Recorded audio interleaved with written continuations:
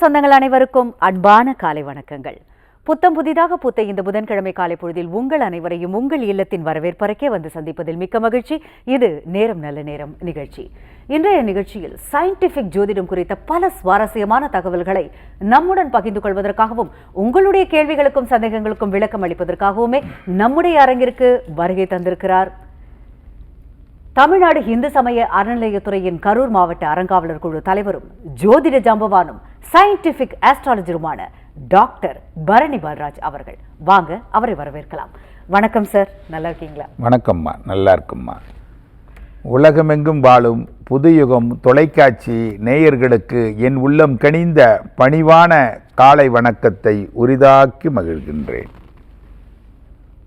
நல்லா இருக்கீங்களா? நல்லா இருக்கேன் சார், நன்றி. நன்றி சார். அதாவது இப்போ என்ன பேசலாம் அப்படின்னு நினைக்கிறேன்னா, எக்ஸாம்ஸ் பற்றி, படிப்பு பற்றி பேசலாம் அப்படின்றத நினைக்கிறேன் சார். அதாவது ஜாதக கட்டத்தில் எந்த மாதிரியான யோகம் இருந்தால் பிள்ளைகள் நல்லா படிப்பாங்க, கொஞ்சம் மந்தமாக இருப்பாங்க? ஏன்னா படிப்பு சார்ந்து தான் தொழில் பணம் அப்படிங்கிறது கிடையாதுன்றது எல்லாருக்கும் தெரியும். கல்வியா செல்வமா வீரமா அப்படின்னு கேட்டால் அந்த கல்வி தான் முதல்ல நிற்கிது. அந்த கல்வி இருந்துட்டாலே மற்ற எல்லாமே பின்னாடியே வந்துடும் அப்படிங்கிறது எல்லாரும் அறிந்தது தான் சார்.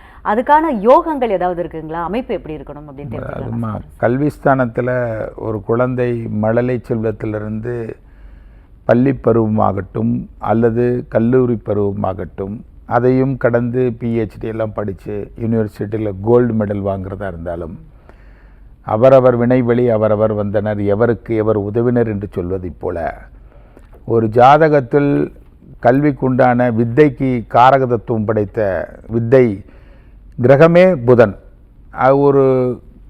எந்த ஒரு லக்னமாக இருந்தாலும் லக்னத்திற்கு லக்னத்திலேயே சூரியனும் புதனும், அல்லது 4ஆம் இடத்துல சூரியனும் புதனும், அல்லது 8ஆம் இடத்தில் சூரியனும் புதனும் இருந்தால் இதற்கு பெயர் என்ன? நிபுணத்துவ பாண்டித்துவ யோகம்னு பெயர். இவங்களுக்கு இயற்கையாகவே அந்த கல்வி அருள் குடிகொண்டிருக்கும். புதன் ஆதித்ய யோகம். ஆமாம், புதாதித்ய யோகம். அதைத்தான் சரஸ்வதி யோகம்னு பெயர். வித்தை காரகத்துவம் பெற்ற நிபுணத்துவ யோகம். நிபுணம்னா என்ன? ஒரு துறையில் எக்ஸ்ட்ராடனரியா இருக்கிறது அது நிபுணத்துவ பாண்டித்துவ யோகம்னு பெயர். அதற்கு தான் திரிகோண சங்கமத்திலேயோ அல்ல கேந்திரத்திலேயோ அல்லது 8ஆம் இடத்திலேயோ விளையும் புதனும் சூரியனும் விரும்பியே கூடி, விரும்பியனா தன் விருப்பப்படியே இயற்கையாகவே கிரகங்கள் அந்த மழலை செல்வங்கள் ஆண் பெண் இருப்பாளர்களுடைய ஜாதகத்தில் சூரியனும் புதனும் லக்னத்திலேயோ அல்லது 4லேயோ கேந்திரஸ்தானத்திலேயோ அல்லது 8ஆம் இடத்திலேயோ இந்த சூரியனும் புதனும் இருந்தால் இதற்கு பெயர் நிபுணத்துவ பாண்டித்துவ யோகம்னா கல்வி பாண்டித்துவம். இது ஒரு பேஸ். ரெண்டாவது, கல்விக்குண்டான கிரகம்னு ஒன்று இருக்கும் அந்த லக்னத்திற்கு. எந்த லக்னத்தை பொறுத்து, எந்த ஒரு லக்னம் சொல்லுங்க, ஏதோ ஒரு லக்னம். கன்னியா லக்னம். சரி, கன்னியா லக்னத்திற்கு கல்விக்கு காரகன் புதன், கல்விக்கு ஸ்தானாதிபதி குரு. இந்த குரு அந்த கன்னியா லக்னத்தில் யாரோட பிணைந்திருக்கணும் அப்படின்னு கேட்டால் சூரியனோட. லக்னத்திற்கு விரையாதிபதினு கல்வி ஸ்தானத்திற்கு அவர் ஒரு பாக்கியாதிபதியாக வருவார் ஒன்று. அல்லது சூரியன் புதன் கூடி போச்சு, ஒரு உதாரணத்துக்கு செவ்வாயோட மிங்கிள் ஆயிடணும் இந்த குரு.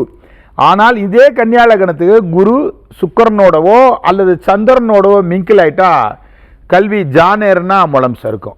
நான் இப்போ நிபுணத்துவம் பாண்டித்துவ யோகன்றது அது இயற்கையாகவே கிடைக்கக்கூடிய ஒரு எக்ஸ்ட்ராடினரி பவர். அந்த பவரையே இந்த கிரகங்கள் கல்விக்குண்டான காரகன் ஒன்று ஸ்தானாதிபதினு.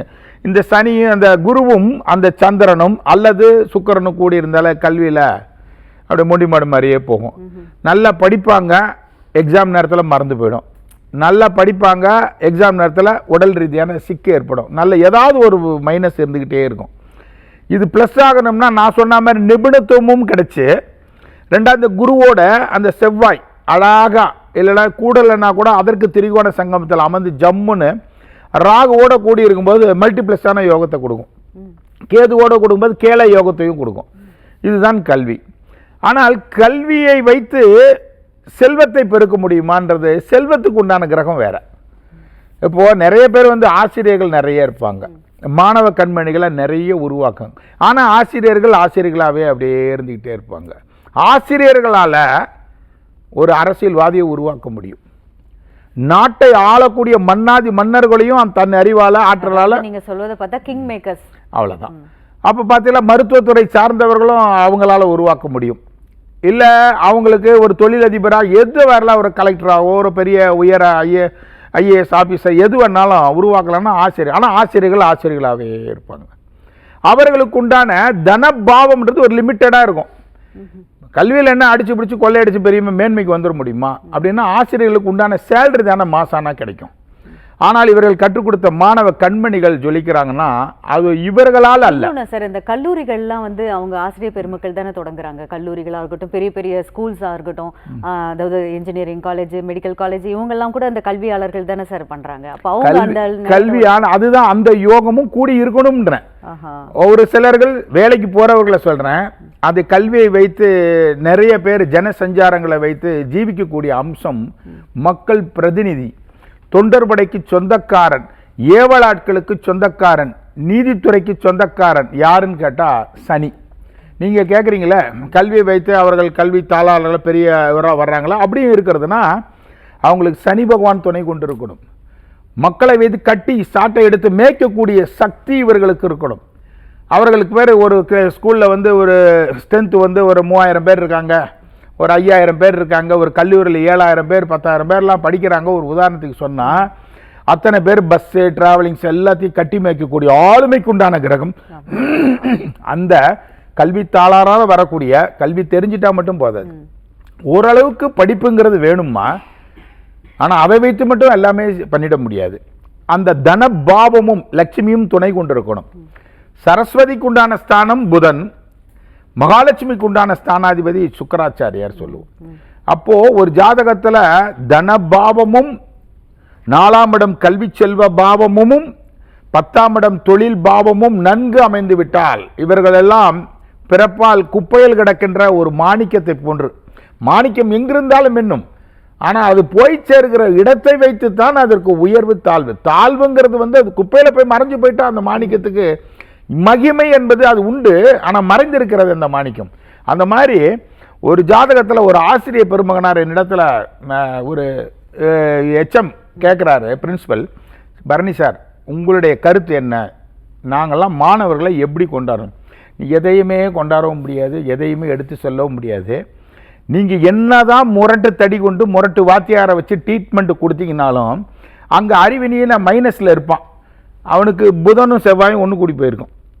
அந்த கல்வி ஸ்தானாதிபதியோட 6, 8, 12 கூடி போயிருக்கும். அவன் பெரிய தொழிலதிபர் விட்டு பையனாக இருப்பான். ஆனால் அவனுக்கு கல்விங்கிறது 8வது கனியாகவே இருக்கும். அவனுக்கு கிரகிக்கக்கூடிய அப்சர்வ் அந்த மைண்ட் செட்டு குறைஞ்சி போயிடும். அந்த மறதி ஸ்தானத்தை அதிகமாக கொடுக்கும். ஒருத்தர் ஏழை வீட்டில் பிறந்திருப்பான் அந்த பையன், ஆனால் பிரில்லியண்ட்டாக இருப்பான். பிரில்லியண்ட் அப்படின்னாவே நிபுணத்துவம் பெற்ற அந்த சூரியனையும் புதனையும் வைத்து தான் பிரில்லியண்ட்.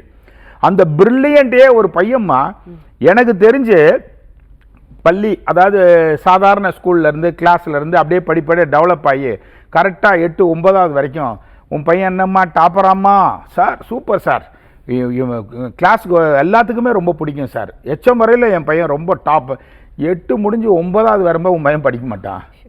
அவன் ஃபஸ்ட்டு செகண்டு தேர்டெல்லாம் வந்துட்டாவே அவனுக்கு அடி விழுவான் அந்த பையனுக்கு. என்னடா நீ இப்படி பண்ணிட்டேன்னு அந்த சாதாரண ஸ்கூல்லேருந்து இந்த முதல்ல குழந்தைகளை பேபி ஸ்கூல்னு ஒன்று அனுப்புவாங்கள்ல, அதுலேருந்து அப்படியே கொஞ்சம் கொஞ்சமாக அப்பா நல்ல டேலண்ட்டுமா ஏம்மா அவங்க வீட்டுக்கு அவங்க அம்மா பேரை இந்த பையன்லாம் பெரிய லெவலில் வருவான் அப்படின்னு கரெக்டாக 8வது வரைக்கும் நல்லா படித்தவன் 9வதுக்கு மேலே படிக்கலை அந்த பையனுக்கு. அப்போ வந்து அம்மா அடிக்கிறா, அப்பா ட்ரீட்மெண்ட் அதை இதுவும் கொடுக்குற, என்கிட்ட ஜாதகம் வருது, இவன் 9வதுலேருந்து படிக்க மாட்டானே சார், சூப்பர் சார், அவன் மெடலாக வாங்கி தெளித்தான். அதெல்லாம் மைனஸ்ஸு, அறவே கட்டத்தனமாக இந்த டைம்லேருந்து வரும். நீ அவனை போய் அடித்து அவனோட மைண்ட் செட் மாறி அவன் சூசைட் தாட்டில் போய் விழுந்துக்கணும். அவன் அதை தான் சொல்லிகிட்டு இருக்கான். இன்றைக்கி பாருங்கள் 9வது படித்து அப்படியே ஃபெயில் ஆகி அதாகி வந்து பிறகு 10வது 11வது 12வது இப்போ தான் வந்துட்டு என்கிட்ட தெரிஞ்சவங்க என்கிட்ட ஜாதகம் சார் நீங்கள் ஏதாவது பார்த்து, எத்தனையோ பேர்கள் பழக்கம் சார் காலேஜில், சென்னையில் எந்த காலேஜ்லையாவது ஐடி இதில் தான் அவனுக்கு வேணுன்ற அந்த கம்ப்யூட்டர் இன்ஜினியரிங்கில் தான், எங்களால் டொனேஷன்லாம் கொடுக்க முடியாது சார், எங்களால் முடிஞ்ச ஒரு ஹெல்ப் பண்ணுங்கன்னா. நிறைய பேர்களுக்கு இந்த மாதிரி ஒரு சேவை மனப்பான்மையான்றது இல்லை, நம்ம தலையெழுத்து அங்கே இருக்குது, நம்மளை ஒரு 10ல் ஒரு பண்ணால் நான் ரெடி பண்ணி கொடுத்துட்றோம்மான்னு சொல்லிட்டு பேசிகிட்டு இருக்கேன். காலேஜில் ஏதோ ஒரு வகையில் காலேஜுக்கு நம்மளால் முடிஞ்சதை செய்வோன்னா அங்கே இருக்கணும்மா. இப்போ அந்த பையன் வந்து +2 தான் எழுதியிருக்கான், மார்க் டெஃபினட்டாக குறையும்னு அவங்க தாய் தப்பனுக்கும் தெரியும், அவங்களும் தெரியும்.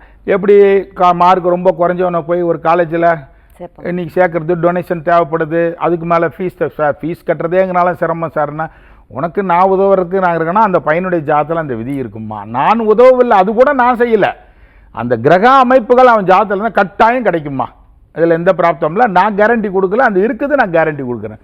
அப்போ பாருங்கள், நல்லா படித்த பசங்கள் கூட வாழ்க்கையில் தவறி விடுவாங்க. திடீர்னு பாருங்கள் 8வது 9வது வரலாம் சரிவிலேயே இருப்பான். ஒருத்தன் பாருமா, எனக்கு தெரிஞ்ச நிறைய பேரை நான் பார்த்துருக்கேன், என் பையனோட உள்பட நோட்டையே எடுக்க மாட்டாம்மா. நோட்டை எக்ஸாம் நேரத்தில் சும்மா ஒரு 2 ரீட் பண்ணுவாம்மா, அப்படியே எழுதிட்டு வருவாம்மா, அவன் பாஸ் ஆகிடுவாம்மா. மற்ற மாணவர்களாம் அப்படியே உருண்டு பரண்டு படிப்பாம்மா. ஆனால் அவனுடைய வாழ்க்கையில் திடீர்னு பார்த்தா அவனை நினச்சி ஒரு காலேஜில் இந்த பையன் பாருப்பா, லக்னத்துக்கு 4ல் கேது இருக்குது, 4 கூடையின் சனி கேந்திர திரிகோணத்தில் இருக்குது, இவன் படிக்கவே மாட்டான் நம்ம உன் பையன். ஆனால் சார் சூப்பர் சார், அவன் பள்ளியிலேயே அப்படி தான் சார், கல்லூரியில் இதுவரையிலும் ஃபெயிலே கிடையாது சார், ஆனால் நோட்டை எடுத்து பார்க்குறதுனா அபூர்வம் சார். இப்படி தான் பார்ப்பாம்மா, கரெக்டாக எழுதிட்டு வருவான், கரெக்டாக அதுக்கு உண்டான ஆவரேஜாக அந்த மார்க் எடுப்பான். ஃபெயிலுன்றது அவன் சரித்திரத்தில் கிடையாது. இவனை பார்த்துட்டு மாணவர்கள்லாம் காலேஜில் ஹாஸ்டல்லாம் உளுந்து படிப்பான், இவன் வேஸ்ட்டு போயிடுவான்ப்பான்னு பார்த்தா உளுந்து படித்தவன் தோற்று போயிருப்பான், அவன் நினச்சதெல்லாம் வந்திருக்காது. இவன் சாதாரணமாக ப்ரிப்பேர் பண்ணிட்டு போயிடுவான், அந்த இது வரும்.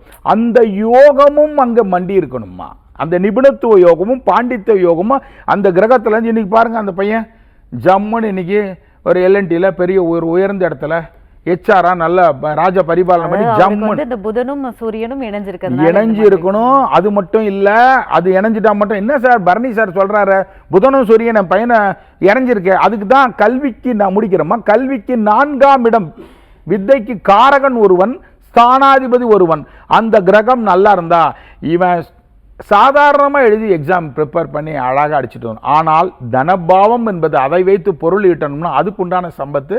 ஐயா அருமையாக சொல்லியிருந்தீங்க, அதாவது நிபுணத்துவ யோகம் அப்படின்னு சொல்லியிருந்தீங்க. ஜாதகத்தில் யோகங்கள் அப்படின்னு சொல்லப்படுறது பாக்கியமாக கருதப்படுதா, இணைவுகளை மட்டும் சொல்லுதா, இல்லை எல்லாமே அதாவது நெகட்டிவாக சொல்கிறதையுமே யோகம்னே சொல்கிறாங்களா? அதோடு இல்லாமல் நீங்கள் சொல்லியிருந்தீங்க, அதாவது முதல்வர்கள், நம்மளுடைய முன்னாள் முதல்வர்கள்லாம் எடுத்துட்டோம்னா அவங்களாம் அந்த படிப்பில் அந்த அளவுக்கு பெரிய அளவில் சாதிக்க முடியல தான், ஆனாலும் ஒரு நாட்டையே ஆளக்கூடிய அளவுக்கெல்லாம் பெரிய யோகங்கள் அவங்களுக்கு இருந்திருக்கு. ஸோ அந்த படிப்புக்கும் இதுக்கும் சம்மந்தம் இல்லைன்னு நீங்கள் சொன்னதை வச்சும் தெரிஞ்சுக்கிட்டோம். அதுக்கான யோகம் எப்படி இருக்கும், அமைப்பு எப்படி இருக்கும்ன்றதையும் தெரிஞ்சுக்கலாம். ஒரு ராஜ பரிபாலனம் பண்ணணுன்றதுக்கு படிப்புங்கிறது தேவையில்லை, ஓரளவுக்கு படித்தாவே போதும். அறிவு ஆற்றலை வைத்து நிறைய பேர் நிறைய சாதிச்சவர்களும் நிறைய உதாரணத்தில் சார் அவங்களுக்கு சுயமாவே ஒரு ஞானம் கிடைத்த மாதிரி இருக்கு. இதுக்கு என்ன மாதிரியான யோகம் இருக்கும் சார்? சுயமாவே ஒரு ஞானம் கிடைச்சதுன்னா படிப்பறிவே இல்லாத அந்த ஞானன்றதான் நிபுணத்துவ யோகம் அவர் ஜாதகத்திலையும் இருக்கும். ஆனால் கல்விக்கு உண்டான கிரக அமைப்பு பார்த்திங்கன்னா அந்த 4ஆம் இடன்றது நான் இந்த நெகட்டிவ் அது கூடியிருக்கும். அந்த நேரத்தில் அவங்களால் படிக்க முடியாமல் தவறி இருக்கும். பின்னாடி பார்த்திங்களா நிறைய ப்ரிப்ரேஷன் பண்ணி படிக்காமல் ஸ்கூலுக்கே போகாமல் கல்லூரிக்கு போகாமல் தன்னுடைய ஞானத்தாலேயே படித்து மேதையானவர்கள் நிறைய அறிஞர்களை நம்ம முன்னாடி வைக்கலாம். அது முன்னுதாரணமாக புத்தி உள்ள மனிதனெல்லாம் வெற்றி காண்பதில்லை, வெற்றி பெற்ற மனிதனெல்லாம் புத்திசாலி இல்லைன்னு பாடல் வரிக்கேற்ப ஒவ்வொரு ஜாதகத்திலும் ஒவ்வொரு விதமான பேட்டர்ன்மா. தத்துவம் தான் நான் படித்த புத்தகம் அம்மா. அந்த மாதிரி காரணம் என்னன்னா அந்த ஜாதகத்தில் மக்கள் ஆளுமைக்கும் படிப்புக்கும் சம்மந்தமே கிடையாதுமா. மக்கள் ஆளுமை அப்படின்னாவே ஃபஸ்ட்டு சனி நல்லா இருக்கணும். ஜீவராசிகளை அடக்கி ஆளக்கூடிய மாபெரும் சக்தி, நிர்வாகத்திறன். அதுதான் நிர்வாகத்திறன் என்பது வேறு, மக்கள் சக்தி என்பது வேறு. நிர்வாகத்திறன் உங்களுக்கு இருக்கும், எனக்கு இருக்கும், எல்லாத்துக்கும் இருக்கும். ஒரு அடியாட்கள்லாம் ஒரு உதாரணத்துக்கு ஒரு 1000 ரூபா கொடுத்து வேலை செய்கிறதுக்கும் இவங்ககிட்ட கொத்தடிமை மாதிரியே இவங்க சாதாரணமாக அப்படி தான் போடுவாங்க. 100 ரூபா கொடுப்பாங்கம்மா, ஆனால் அவன் அப்படியே கை கட்டி அப்படி சேவகம் பண்ணி நிற்பான். இங்கே அவன் 1000 ரூபா கொடுப்பான், அவங்ககிட்ட நிற்க மாட்டாங்க. தன்னுடைய வாயில் இருக்கிறது கூட பாதி எடுத்து இந்தாப்பான்னு கொடுப்பான், அடப்போப்பான்ட்டு போயிடுவான். அவனுடைய வேர்வை ரத்தத்தையே உறிஞ்சுவான். ஆனால் அவங்ககிட்ட கொத்தடிமைகளை போல இருக்கிறது காரணம் ஃபஸ்ட்டு பேட்டர்ன் சேட்டன் அந்த ஜாதகத்தில் ரொம்ப நல்லா இருக்கணும். ஒரு ஜாதகத்தில் பாருங்கள், எனக்கு தெரிஞ்சு அவனுடைய ஜாதகத்தில் விஷமத்தன்மை கொண்டு குரூர எண்ணம் படைத்தோம் நம்ம. அவன் ஜாதகத்தில் செவ்வாய் ரொம்ப வலிமையாக இருக்கும்மா, அழகாக அம்சமாக உட்காந்துருக்குது. அவன் சொந்த பந்தத்துக்கெல்லாம் புடை சொல்ல அவன் என்னதான் தப்பு பண்ணாலும் சார் அவர் சொல்கிறது கரெக்டாக இருக்கும் சார் அப்படின்னு பண்ண காரணம் அவன் பிறப்பு ஜாதகத்தால் அந்த யோகத்தை. இவன் தப்பே பண்ணினாலும் அவன் நல்லதுன்னு சொல்லுவான். இவன் அள்ளி அள்ளி கொடை வள்ளல் மாதிரி கொடுப்பான், சரித்தான் போடன்ட்டு போயிடுவான். காரணம்னா அவன் ஜாதகத்தில் சொந்த பந்தத்தை கட்டி ஆளக்கூடிய சக்தின்றதுக்கு அந்த செவ்வாய். அந்த செவ்வாய் இவன் ஜாதகத்தில் கெட்டு போயிருக்கும். இவனுடைய தன்னுடைய ரத்தத்தையே அபிஷேகம் பண்ணுவான்மா. ஆனால் அவனுக்கு பின்னாடி வந்து நல்ல பேரே வராது. இவன் சொற்பமாக கொடுப்பான். இவன் ஒரு உதாரணத்துக்கு மாதம் ஆனால் ஒரு குழந்தை வந்து ஒரு பையன் வந்து 10,000 ரூபா முக்கியமான இடத்துல கொடுத்துக்கிட்டே இருக்கிறம்மா. கொடுத்துக்கிட்டே இருப்பான், வருஷம் எல்லாம் கொடுத்துக்கிட்டே டக்குன்னு நிறுத்திடுறம்மா. நிறுத்தினோன்னா 1 மாதம் 2 மாதத்தில் போனால் என்ன இவன் கொடுத்துக்கிட்டே இருந்தான் நிறுத்திட்டான்ட்டு இடையில ஒருத்தன் 2,000 ரூபா கொடுப்பான்மா. அவனை மகராசன்யா அப்படின்னு வாழ்த்துவான் பாரு. இதுதான்மா அங்கே அவன் 2,000 ரூபா கொடுக்குறவன மகராசம்மா. இவனை மகராசன் கோயிலுக்கு மேலே கோபுரத்தில் வச்சிருவான், அப்படி எட்டி வச்சிருவான். கொடுத்துக்கிட்டே இருந்தாதாம்மா அவனுக்கு நல்லது கெட்டது என்னதான் சொந்த. அது மாதிரி இது செவ்வாய் சொந்த பந்தத்துக்கு நான் விளக்கம் சொன்னேன். இதே மக்கள் அவன் அள்ளியே கொடுக்க வேண்டாம், சும்மா கிள்ளி கொடுத்தா கூட இவன் நல்ல மனிதன் பேர் வந்து அவன் ஜாதகத்தில் இயற்கையாகவே கிடைச்சிடும். ஒருத்தர் காலத்தால் செய்யப்பட்ட உதவி சிறிதனும் ஞானத்திலும் பெரிதென்றான் வள்ளுவ பெருந்தகை.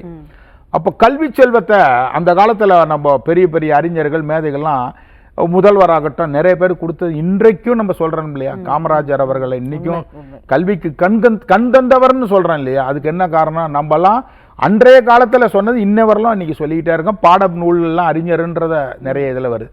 அப்போது அந்த ஜாதகத்தில் ஆளுமை மக்களுடைய அபிமானத்தை பெறக்கூடிய அம்சத்தை அந்த பெரியவர்கள்லாம் இருந்தாலும் அவங்க வாழ்ந்துட்டு இருக்காங்க அப்படிங்கிற மாதிரியான ஒரு சூழலை ஏற்படுத்து. அந்த மாதிரி இன்னைக்கும் நினைவு இருக்கு இல்லையா, எத்தனையோ பேர்களை நம்ம சொல்றோம் இல்லையா. அந்த மாதிரி பிராப்தத்தை அடையணும் அப்படின்னா தியாகம் அகிம்சா வழியில ஒரு நாட்டுக்கு சுதந்திரம் வாங்கி கொடுக்குறாங்க. அகிம்சை அடுத்தவர்களுக்காக. அதற்கு காரணம் சந்திரனோட சனி இந்த தியாக மனப்பான்மை அதிகமாக கொடுக்குமா.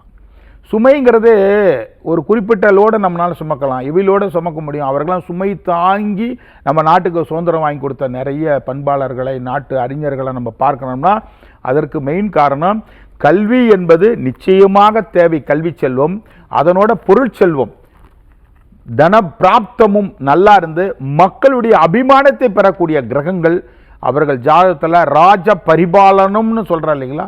அதற்கு காரணம் ஒரு ஊரை நாட்டை ஆள வேண்டாம், ஒரு இது ஒரு கிராமப்புறத்தில் கூட ஒருத்தர் கேட்டால் ஒரு பர்டிகுலராக செல்வாக்கு இருக்குன்னு அவன் ஜாதகத்தை எடுத்து பார்த்தீங்கன்னா அவர் ஜாதகத்தில் சனி நல்லா இருக்குமா.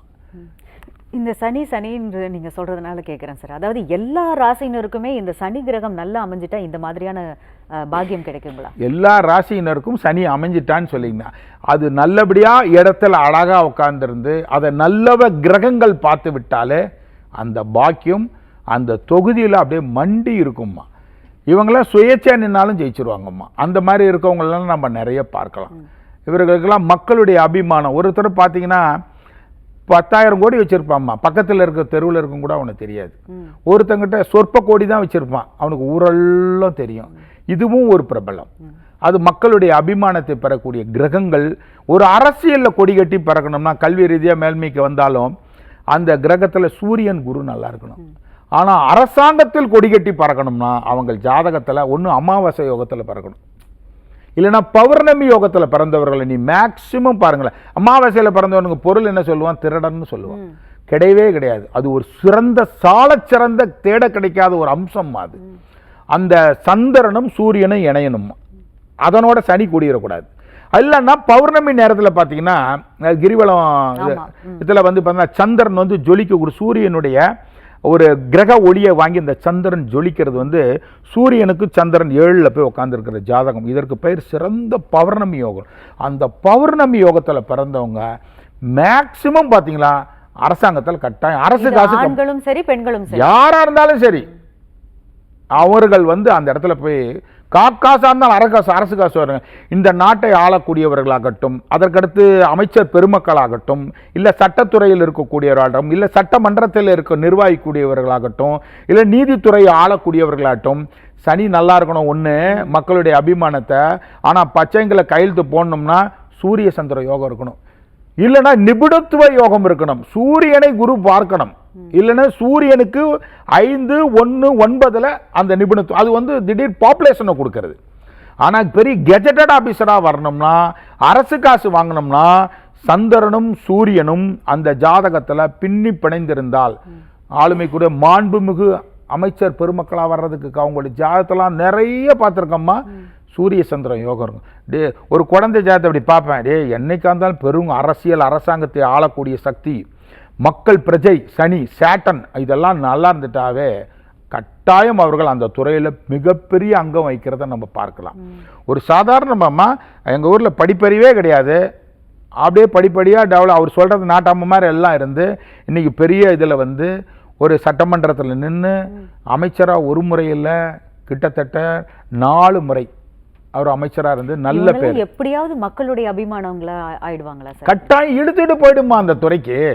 அவர்களுக்கும் அரசாங்கத்துக்கும் அரசியலுக்கும் சம்பந்தமே இருக்காது. சம்பந்தமே இல்லாத வயசில் ஒரு திடீர்னு வந்து ஏங்க நீங்கள் நில்லுங்க உங்களுக்கு நாங்கள் சப்போர்ட் பண்ணுறேன்னு சர்வ கட்சிக்காரன் வந்து எப்படியா லிஃப்ட் பண்ணிவிடுவான். எல்லாருமே அரசியல் யோகம் வரணும்னு சொல்லிட்டு எல்லாருமே சுற்றுவாங்கம்மா. அது முன்னோடும் பிள்ளை ஓடுன்னு சொல்கிற மாதிரி எல்லாம் போவாங்க வருவாங்கன்னு. அடிக்கிற இடத்துல அடித்தால் அம்மியும் நகரம் என்று சொல்வதை போல் அவர்களுக்கு எல்லாரும் இவரை பார்த்துட்டு அவங்க ஓடுறது அந்த கிரகங்கள் ஆளுமே அப்படியே அழகாக கொண்டு போய் உட்காந்து அந்த சேரில் கொண்டு போய் வில் பவரில் உட்காரும். ஓகே, அப்படின்னா அரசியல் நுழையணும்னா ஒரு ஜாதகத்தையும் நம்ம பார்த்துக்கிட்டோம்னா இன்னும் இல்லை, பார்த்துக்கிட்டோம்னா இல்லை, நீ பார்க்கறதுனால நடக்காது. பார்க்கற இருந்தால் நம்ம இப்போ ஒரு ஜாதகம் பார்க்குறோன்னா முடிக்கலாமா, அந்த ஜாதகம் பார்க்கலான்னா ஒரு ஜோசியர் வரேன்னா அந்த பிராப்தம் அந்த ஜாதகத்தில் இருந்தால் மட்டும்தான் அது கிடைக்கும். இப்போ நான் தான் பார்க்குறேன் ஒரு அப்படின்னு ஒரு பெரிய அளவுக்கு நான் சொல்லி லிஃப்ட் ஆகிட்டா எனக்கு அந்த லிஃப்ட்டு பார்க்கக்கூடிய ஜாதகம் எங்கிட்ட வரணும், அதுவும் எங்கிட்ட உக்காரும். இது எப்படின்னா காக்கா உக்கார பணம்பழம் விழுந்த கதையா. பரணி பால்ராஜ் சொல்கிறதுனால தான்ப்பா நடந்தது அப்படின்னு நான் மாறுதட்டேன்னா நான் ஒரு முட்டாள்.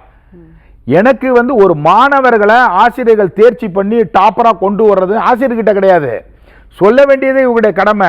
கரெக்டாக அந்த மாணவனும் இவர்கிட்ட வந்து படிக்க வருவான், டாப்பரானவன், இவர் ஜாதகத்தில் பெரிய உயர்வு கிடைக்கணும், கரெக்டாக உட்காருவான்.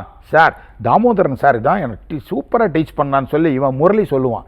ஆனால் நீ முரளிங்கிறவன் ஒரு சாதாரண குப்பங்கிட்ட போய் படித்தாலும் நீ டாப்பராக தான் வரப்போற, இல்லை குப்புசாமி கிட்ட படித்தாலும் ராமசாமி கிட்ட படித்தாலும் நீ டாப்பில். அப்போது ரெண்டு கம்பேர் ஆகுமா. பரணி பால்ராஜ் சொல்லி ஒருத்தர் உயர்றாருன்னா என்னால் உயர முடியாது. அவன் ஜாதகத்தில் அந்த விதி இருக்கும், அதை நாம் பார்க்கணும், பிராப்தம் எனக்கு இருக்கும், அவர்கள் உட்காந்து கிளிக் ஆகணும். இப்போ இன்றைக்கி நான் அரசாங்கத்தில் ஒரு முக்கியமான போஸ்ட்டில் இருக்கேன். இதுக்கு என்ன காரணம், நான் உயர்ந்தவர்களுக்கு நான் பார்க்க முடிச்சிட்டோம்மா, உயர்ந்தவர்களுக்கு நான் பார்க்கணும், அதே மாதிரி என் ஜாதகத்தில் விதி வரணும், அந்த உயர்ந்தவர்களும் என்னுடைய நட்புறவாக இருக்கணும். கரெக்டாக கிளிக் ஆகி இன்றைக்கி அரசு துறையில் ஹெச்ஆர்என்சி டிஸ்ட்ரிக்ட் சேர்மனாக நம்ம கரூர் டிஸ்ட்ரிக்டில் இருக்கிறோம்னா இன்றைக்கி 60 வயசு ஆகின க்ரீன் சைன் பண்ணுறோம்னா அந்த பிராப்தம் என் கட்டத்தில் நான் படிக்கலை, 9வது தான் படித்த தற்கூரி தான். ஆனால் இன்றைக்கி ஹெச்ஆர்என்சி டிஸ்ட்ரிக்ட் சேர்மனாக இருக்கணும்னா அந்த பிராப்தம் நம்பலல்ல, நான் உட்காந்த இடத்துல அது வரணும்னு விதி இருந்தால் மட்டும்தான் வரும். அதாவது கிரகங்களின் தயவுலானதான் எங்களுக்கு என்ன கிடைக்கணுமோ அது கிடைக்கணும். அருமையா சொல்லி முடியும். இதுதான் உண்மைமா. நிகழ்ச்சியின் நம்ம இறுதி பகுதியில் இருக்கிறோம். மீண்டும் அடுத்த வாரம் இதே புதன்கிழமை காலை 7 மணிக்கு சந்திக்கிறோம். என்னை சந்திக்க வேண்டுமென்றால் ஒவ்வொரு வாரமும் செவ்வாய், புதன், வியாழன் 3 தினங்கள் சென்னை நெற்குன்றத்தில் என்னை சந்திக்கலாம். இதை இங்கே அது மட்டுமல்ல கரூர்லேயும் என்னுடைய அலுவலகம் இருக்குது, அங்கே சந்திக்க வேண்டுமா ஒவ்வொரு வாரம் வெள்ளி, சனி, ஞாயிறு, திங்கள் 4 தினங்களும் கரூர் அலுவலகத்திலும் சந்திக்கலாம். இந்த நிகழ்ச்சியை பார்க்க தவிர என்னுடைய யூடியூப் ஆஸ்ட்ரோ பர்னி பால்ராஜ் யூடியூப்பில் நிறைய பதிவேற்றம் செய்து கொண்டிருக்கிறோம், அதை பார்த்து கண்டு கிடைக்கலாம். மீண்டும் அடுத்த வாரம் புதன்கிழமை 7 மணிக்கு சந்திக்கிறோம். வாய்ப்புக்கு நன்றி கூறி விடைபெறுகிறேன். நன்றி, வணக்கம். புதிய யுகத்துடன் இணைந்திருங்கள், மகிழ்ந்திருங்கள். மீண்டும் சந்திப்போம். நன்றி, வணக்கம்.